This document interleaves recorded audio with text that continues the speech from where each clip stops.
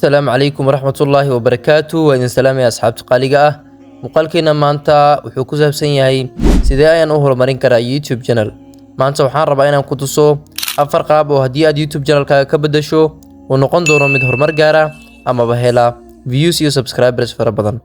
Maantana waxaan rabaa inaan muuqaalkan kugu tuso inta aanan muuqaalku guda gelinna nagu soo biir channelkana subscribe inoo saar. Haddaba aan u guda galno muuqaalkeena maanta. Midda koobaad haddii aan ka bilowno waa handle-ku iyo magaca way kala duwan yihiin. Handle-ku waa midka hoose ee magaca ka dambeeyo.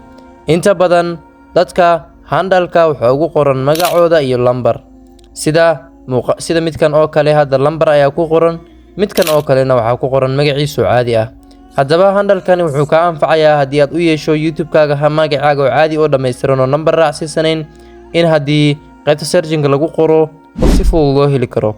sababtoo ah lambare iyo waxaas haddii ay raacsan yihiin waxaa jiro youtubero badan oo kula magac noqon doono amaba jiraba.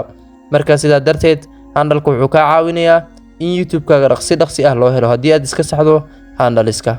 Midda labaad ahna sida aan filayo midda ugu muhiimsan, profile picture permanent ah. Profile picture joogto ah oo mar walba uu channel-kaaga saaran yahay.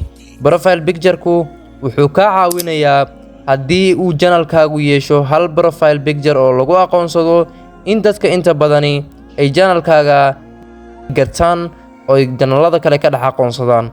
Haddii lacala qofku uu subscribe kuu saaray magacaagina uu iloobay, waxaa laga yaabaa inuu xasuusan yahay channel-kaaga loogadii ama picture-kii kuu saarnaa profile-ka. Marka picture-ka profile-ka kuu saaran inta badan ha badbedelin oo hal gooni ah u samayso. Haddii aan tusaale ahaan idiin soo qaato, youtuberada weyn inta badan ma beddelaan profile picture-koodu waa mid permanent ah. Marka adiguna sidaasi sameey si uu channel-kaaga horumar u gaaro. Midda saddexaad, channel-kaaga waa inuu yeeshaa banner ku gooni ah. Banner kaasi oo qurux badan ama cover sidaad u garanaysaan. Haddii aad channel-kaaga banner u samayso, marka hore ee la soo galaba channel-ka wuxuu noqonayaa mid qurux badan oo soo jiidasho leh. Waxaa kale oo aad ku samayn kartaa banner-kaaga inaad ku qorto dhammaan magacyada kugu qoran social media-haaga.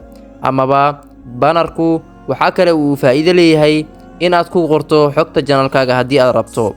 Marka banner-kuna waa muhiim oo samayso banner qurux badan si channel-kaaga uu yeesho soo jiidasho. Qodobka ugu dambeeya ahna qodobka aan ku soo xiri doono muuqaalka waa channel description. Channel description iyo muuqaalka description-kiisu way kala duwan yihiin. Channel description-ka waa qaybta lagu qoro xogta. Haddii aad channel-ka gasho ood ku dhufato qaybta dhexda ah ee moorka, wuxuu ku tusi doonaa xogtaada iyo waddanka uu kugu save garaysan yahay ama kugu qoran yahay channel-ka iyo views-kaba. Marka qaybta ka koreysa ayaa la dhahaa channel description oo inta badan youtuberadu way ku qoraan xogtooda oo ka kooban.